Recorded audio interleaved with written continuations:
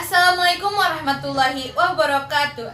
Sampurasun warga Bandung sadayana nepangkeun wastapun si Padilla anu bade ngadugikeun berita ayeuna. Warga Bandung kudu make bahasa Sunda.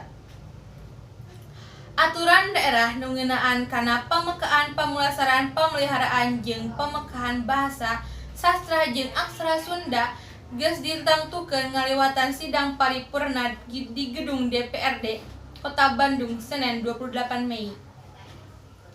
Pupuhu panitia khusus Tatang Suratis nepikeun yen bahasa Sunda di Kota Bandung geus jarang digunakeun jeung dikhawatirkeun leungit. Ku kituna dijieun aturan daerah ngeunaan kana pamekaan pamulasaran pemeliharaan jeung pamekahan bahasa sastra jeung aksara Sunda.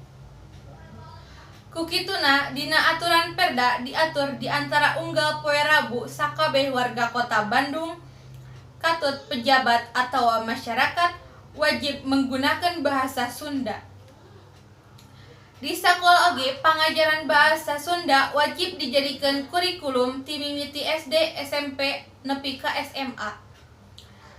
Saacan Perda ieu dijieun, bahasa Sunda emang geus dilakukeun di sakola unggal poe Rabu.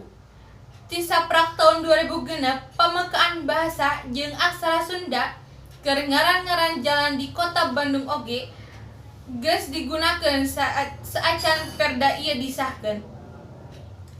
Pupuhu DPRD Kota Bandung Erwan Setiawan nepikeun kana ngasahkeun Perda bahasa Sunda yen sakabeh warga Kota Bandung teu iwal pendatang oge kudu patuh kana eta aturan.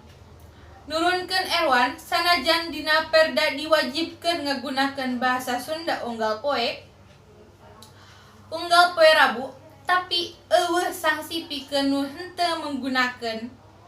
Sanksi teu diatur tapi warga Kota Bandung ngabogaan tanggung jawab pinuh wajib ngagunakeun bahasa Sunda lamun masih keneh hayang cicing di Bandung.